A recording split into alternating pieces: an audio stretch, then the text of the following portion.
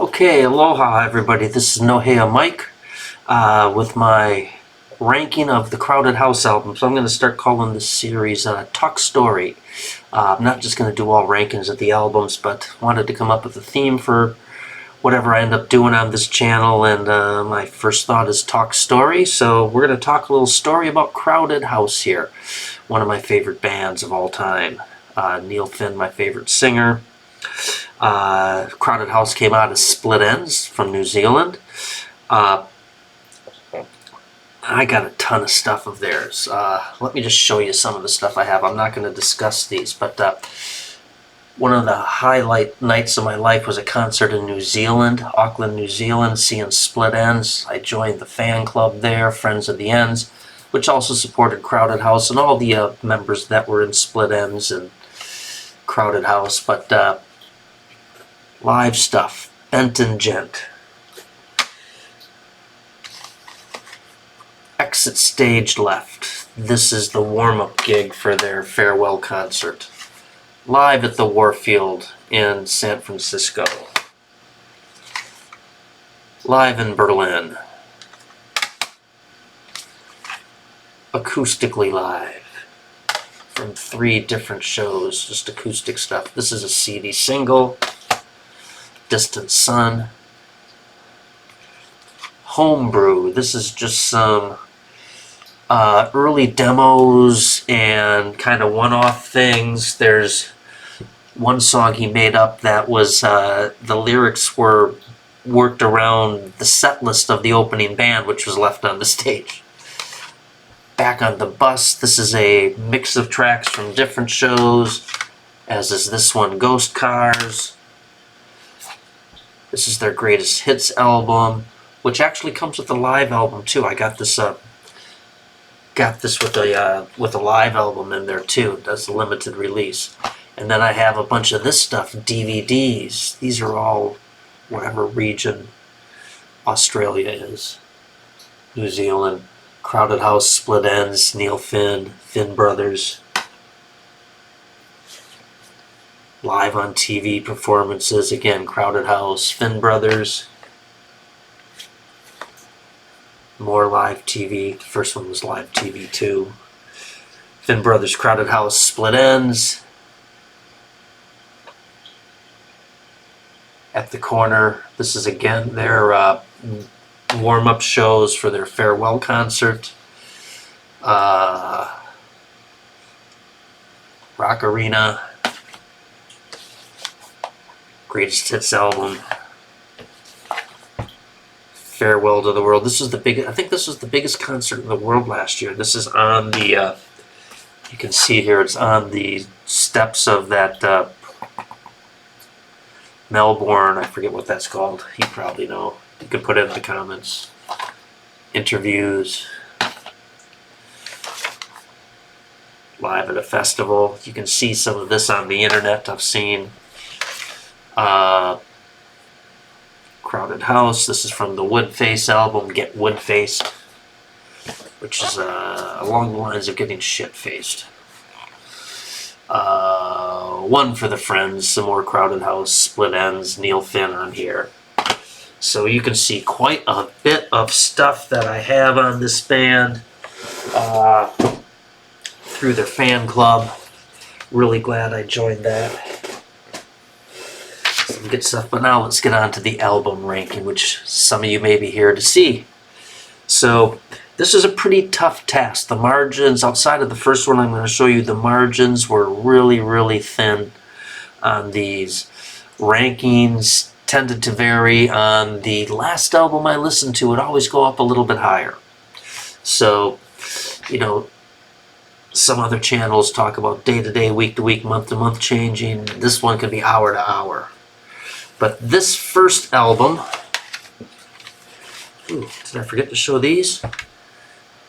Montreal. See, I've got even more. Buffalo. Newcastle Jam. A lot of the tracks on here on that live album on the Greatest Hits CD, the extra one. Masha, Masha, Masha. This is live in Los Angeles. And another one live in New Zealand. So I am blessed with a lot of really good, hard to find stuff here. But again, let's get on with the ranking here. 8 studio albums. I'm going to include Afterglow, which was released after they broke up the first time. Tracks that didn't make their first 4 albums, but a surprisingly strong album. Only 1 repeat song on it that was released before, different version of it. So I decided to include that.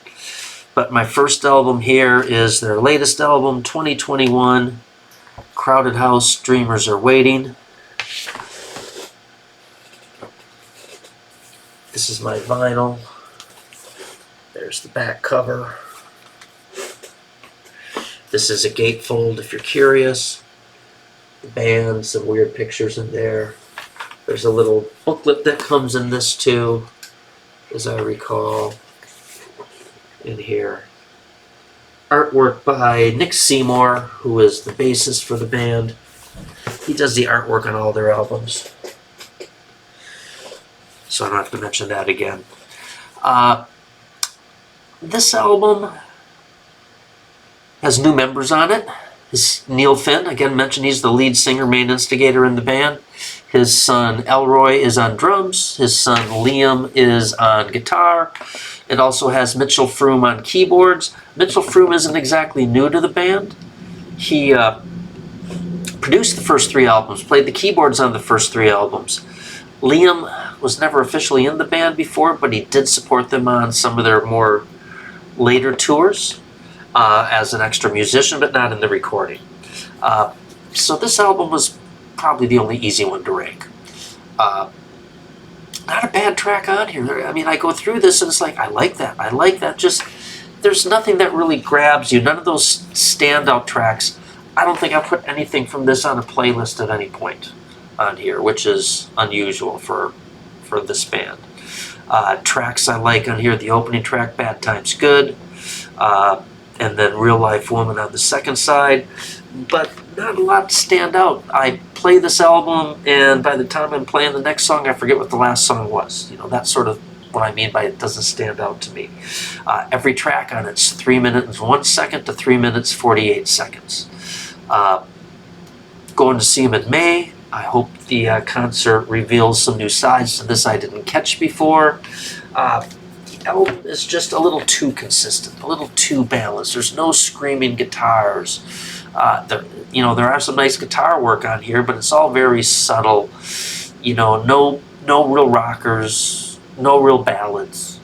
I'm wondering, you got some new band members in here. I'm wondering if you didn't want to overshadow his kids on this or a little bit, or Mitchell, but it lacks to me some of the diversity, aggression, and beauty that the other albums have. So, Dreamers Are Waiting, number 8. At this point here, these next 7 albums, you could pretty much toss them up in the air in whatever order they come down in. I'd say, hey, I can live with that ranking. I mean, it's that close. This next album, my next album, is gonna piss off a few people. They're gonna be surprised about this. I actually expected this album to be a contender for number 1, at least a top 3. But as I went through it and listened to it, we'll do it here. This is my little special edition CD. Let's open this up here. This comes out. There's the cover. Though you can actually do different versions of the cover here on what you have back in there.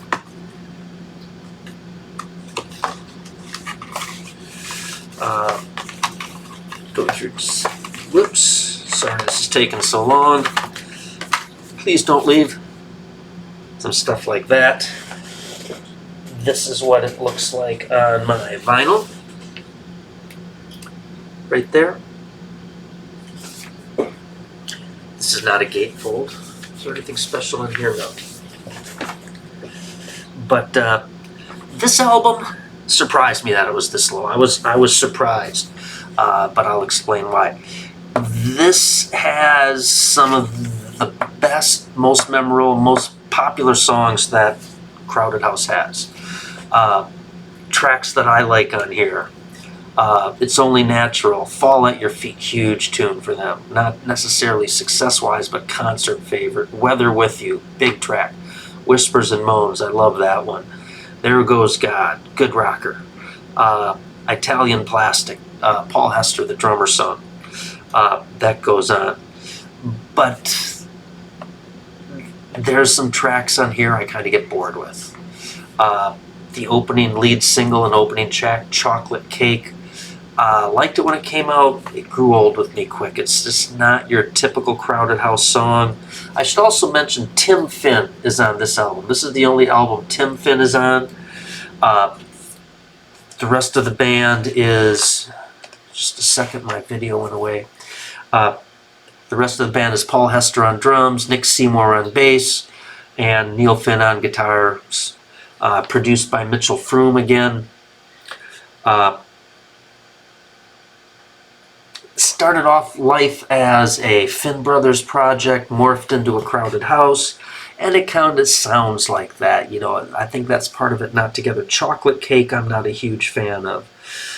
4 Seasons in One Day, huge, really soft ballad, very, very popular song, regular concert played. I've just never got that song. I think I've heard on one of those live albums, there's a version I like of this song. But it hasn't resonated with me like there is a lot of other people.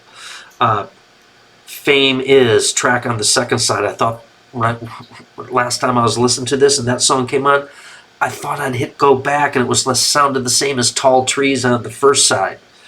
And just some tracks that sometimes I like them, sometimes I don't. I get the urge to fast forward on some of these. Fame Is, not a big fan. All I Ask, not a bad tune, but again, nothing I'm going to play. As Sure As I Am, kind of like that one a little bit more. Italian Plastic is great on the second side. She Goes On, How Will You Go, and there's a little epilogue at the end of How Will You Go. Just not as big a fan of those songs. I was, quite frankly, surprised this ended up at number 7. I kind of expected this to be top 3, probably number 3, coming in here on the strength of the good songs, but I found the songs that I don't like on this brought it down a little bit for me. Next, I forget what year this album is. Forgot to mention that. 91. That's 91. Intriguer. So this is the second incarnation of the band. This is 2010. You still have Neil Finn, Nick Seymour, and Mark Hart in the band. Mark Hart, this was his second album with the band. I'll mention his first one a little bit later.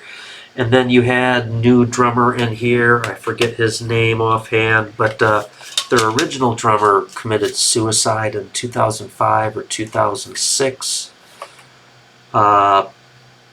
Gosh, what's this guy's name? Interesting artwork in here. You can see some of the band's humor. They have a lot of fun on the stage. I don't know if you can see that there, but you can see they did some little drawings on the faces there. You got antennas for drumsticks. The little something over here. You got Neil Finn's little mustache and goatee type thing there, but always joking around a little bit. I'll think of the drummer's name or find it at some point here and look it up for you. It's got to be around here somewhere. This is bugging me. Matt Sherrod, good drummer. I like this version of the band. But this is my number 6. This is Intriguer. Again, released in 2010, 10 tracks. Like every track on this album. That's why it ranked a little bit of the last one. I don't get sick of listening to this album as much as I do the last one, even though there's the top-end songs on Woodface are probably better than the top-end songs here. The reason this doesn't rank higher is it doesn't have any of the super memorable classic tracks, at least for me, on here. Saturday Sun is excellent, the opening track. Archer's Arrows, Amsterdam, great start on here. Falling Dove, track 5, is probably my favorite track on the album. Twice If You're Lucky, I like quite a bit. The closing track, Elephants, is an excellent ballad. Neil has always liked to end his shows and albums with ballads frequently. And does a really good job of it, too.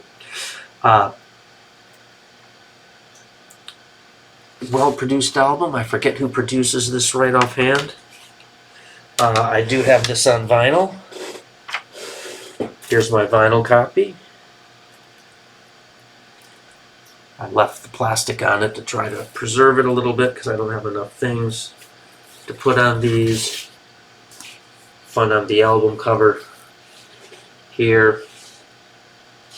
I forget who produced this one. Oh well, if I think of it later, I'll let you know. But good album, good album. Not as successful as some of their other ones, which is kind of surprising because I thought this has a lot of catchy tracks. Just none of the killer tracks on there. But that was number 6 on the list. Intriguer. Number 5 is Afterglow. Okay. 765. Yep. Afterglow. 13 tracks on here. Only one track is repeated from a previous album. The song Private Universe, which is on an album we haven't discussed yet, so we'll get to that one later. Surprisingly good for being leftovers. You know, it's like one of those dishes that, you know, it sits in the fridge for a night and something about it marinates the flavors and it comes out tasting better than it did the night before. Several of the tracks on here were live regular tracks during parts of their career, so it's not like they didn't do them. There's a little story on each song in here. You know, the liner notes about the story behind the song and why it wasn't included on the albums and that sort of thing, which album it was recorded around. You Can Touch and I Love You Dawn are tracks I play a lot. They go on a lot of mixes of mine. I Am in Love, Sacred Cow, Help Is Coming, My Telly's Gone Bung, the amusing Paul Hester tune on here. Lester, About His Dog, Recurring Dream, Left Hand. Those were a couple of the ones that were played live regularly in concert. Good stuff, flows really well together. You can hear why some of these tracks weren't on the album, so I tend to think that, you know, some of the production wasn't finished on them. But a lot of good music on this, and it just works as an album really, really well. A little better than like the Woodface did. So, like I said, you could toss these albums up, come down in any order. I couldn't argue with that. These top 4 of the margins were so thin. I was switching them around up to about 20 minutes ago since we're 18 minutes into the video. So, again, a lot of people are going to have this one higher. Their debut, Crowded House. Their most famous song is on here, Don't Dream It's Over. If you don't know that song, it's just that you don't know the title. You know the song if you heard it. Great keyboard from Mitchell Froom on here, produced by Mitchell Froom. This is just Paul Hester, Neil Finn, Nick Seymour, a couple guest musicians on here. Tim Pierce plays some guitars. Jim Keltner drums and Jerry Sheff bass on Now We're Getting Somewhere, which is a great track. Really good track. Great debut album. The first side of this is, I'll put it up against the first side of just about anything. Singles on here, tasty tracks. It's got an edge to it. You can hear that they're working at this hard, you know, to try to make it big. Mean to Me, World Where You Live, Now We're Getting Somewhere, Don't Dream It's Over, Love You Till the Day I Die. I think that's the first side. Oh, by the way, this is the Afterglow vinyl. Forgot to show you this one. There's a little bit on the inside. The stories on each of the songs. CD has those too. This is my vinyl for the debut. But the first side, you know, I mentioned these earlier, and then Love You Till the Day, up to Love You Till the Day I Die. Just great stuff. Not a bad track on there. All singled material. Did really well. Don't Dream It's Over, one of the best known songs in the world. Neil Finn later joined Fleetwood Mac to replace Lindsey Buckingham's vocals. They'd always do Don't Dream It's Over in concert. Second side, Something So Strong. Good song, a little poppier than I would like. They could have a little bit more edge. Hole in the River's a great track. That kind of lets you see some of the darker side that would come up on a couple of the other albums later. I Walk Away, which is a throw-in track. One of the reasons it's dropped. Well, that was also on the last Split Enz album. Doesn't sound that different than that version. Gotta believe they could have come up with something better than that to put on here. Something more original. Just loses a little momentum on the second side. Good stuff though. Can't go wrong with this as a starting point. I remember the first time I listened to this.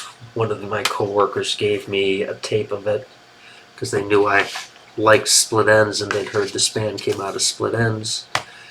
And we did that. Album number 3 I don't have with me today. And it's not released on vinyl either. Otherwise I'd have it on vinyl. My car is in for repairs and it is in my car and I didn't think about that and I didn't want to wait to do this, but printed up the picture. It is Together Alone. This is their 4th album. When was this released? I have it up here. 1993. This is their first album that had Mark Hart in the band on keyboards and guitar. After the Tim Finn experiment on Woodface didn't work out, this is the first album that's not produced by Mitchell Froom. This is produced by, what do you call it? Produced by Youth, there we go, who plays bass on the Kate Bush song The Big Sky. It's the only place I really knew him from before. But I plan on doing a Kate Bush album ranking before too long too. So, tracks on this one. You know, this one is one of the albums that has some great rockers on it. In My Command, Black and White Boy, Fingers of Love I absolutely love. Pineapple Head, a track that he wrote. He took some of the lyrics. His son was deliriously ranting with a fever, and Neil was writing down what he said and put some of that in his song. But great track, Pineapple Head. Locked Out, which is a killer rocker. That's the kind of track that Dreamers Are Waiting is missing on there. Private Universe, which is the track that's on Afterglow, different version of it here. Distant Sun, one of my favorite tracks of the band. Together Alone, title track. Really good stuff, fresh sounding, energy. It's got that edge to it that they've always managed to have. But this one's got a little more energy to it than some of their other stuff does. Not that means their other stuff is bad, it's just that this one has a little bit more energy to it. But I really like this album, Together Alone. On there, it was really close with that one between. I was flip-flopping the 3 and the 4, that and the original a few times today. Now the top 2, again, the margins were really close here. My number 2 album has been my favorite for a long time. I was a little bit surprised it didn't come in at number 1, knowing how much I like it, but it's their second album, Temple of Low Men.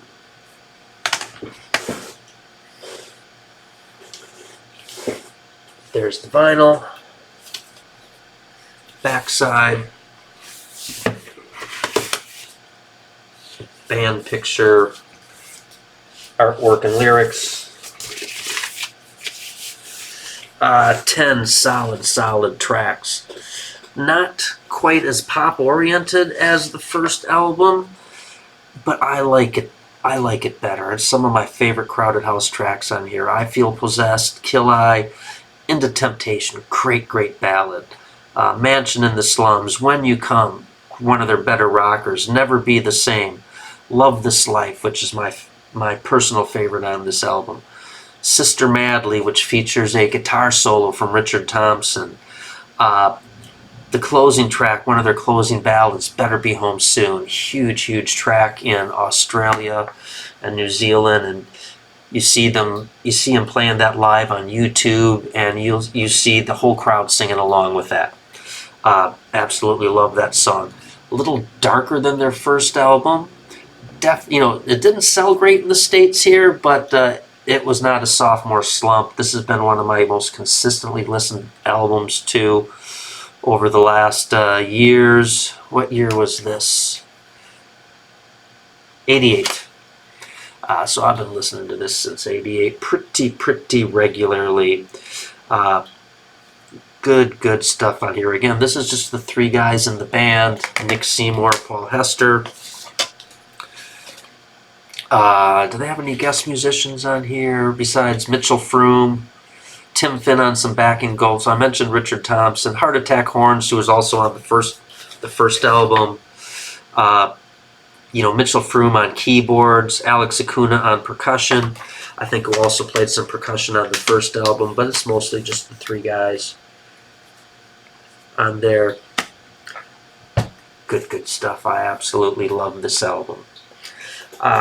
Now for my number one album, which was a surprise to me. I did not expect this to be number one, but this is the Crowded House album I listen to the most nowadays. It's just some of the tracks on here are just so good, it's scary. And that is Time on Earth. Hugely disappointed looking at some of the set lists for the recent Crowded House tours that they're not including anything from this album on it. They're just doing the first 4 albums and the new album, which is disappointing because this is an amazing album. Like Woodface, this didn't start off as a Crowded House album. It started off as a Neil Finn solo album and morphed into a Crowded House like the Woodface did. But I think Neil was aware of some of the inconsistency of the Woodface album and made sure that didn't happen on this album quite as much. Produced by Ethan Johns for the most part, with a little Steve Lillywhite in there on a few tracks too. Opening track, Nobody Wants To, excellent. Don't Stop Now, excellent. She Called Up, excellent. Pour Le Monde, excellent. Even a Child, co-written by Johnny Marr. Heaven That I'm Making is really good. Silent House is just, I can't play that song enough.